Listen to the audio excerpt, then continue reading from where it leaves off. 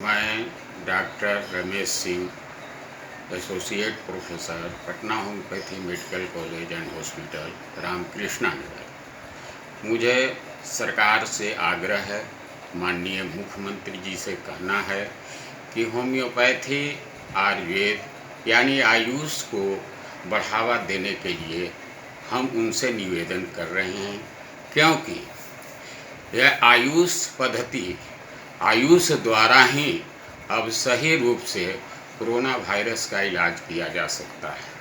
उसमें एक होम्योपैथी, चूँकि मैं होम्योपैथी साइड से आता हूँ, इसलिए होम्योपैथी के इलाज करने के लिए मैं सरकार श्रीमान मुख्यमंत्री जी से आग्रह कर रहा हूँ कि वो होम्योपैथी पर विशेष ध्यान दें, क्योंकि यही एक सिस्टम है जो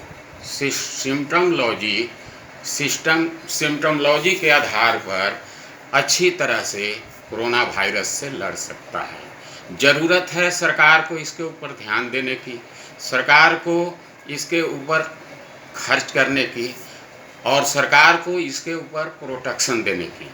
यही कारण है कि होम्योपैथी महान चिकित्सक लोग भी आगे नहीं आ पाते हैं, क्योंकि न उन्हें सरकार से प्रोटेक्शन है, न सरकार से सहायता है।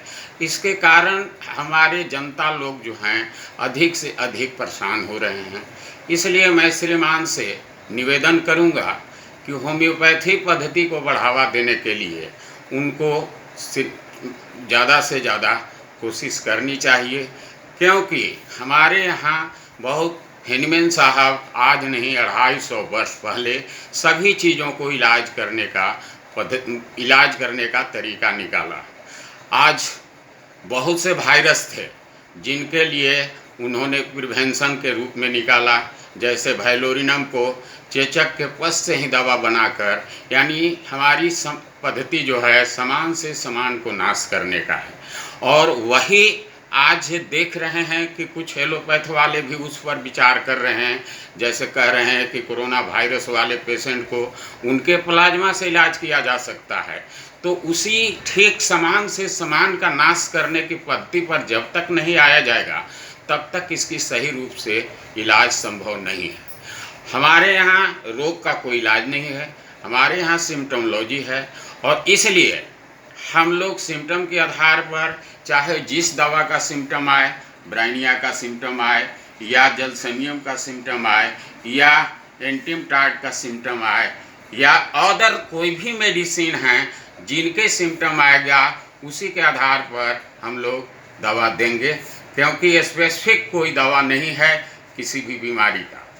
तो जो भी दवा हमारे सामने जो सिम्टम आएंगे पेशेंट के साथ, हम उसको इलाज करेंगे, क्योंकि होम्योपैथी सिस्टम जो है पेशेंट को ठीक करता है, डिजीज को नहीं।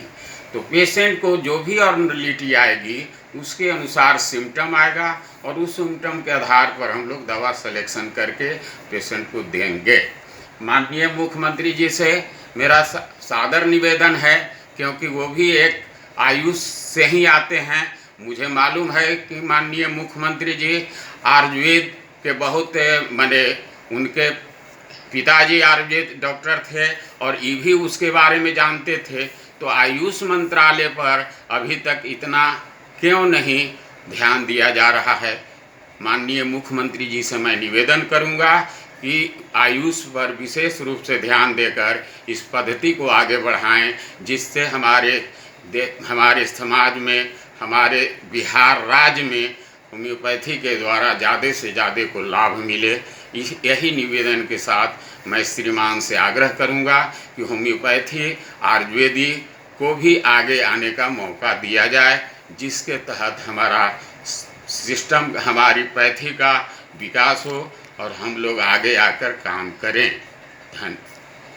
प्रणाम।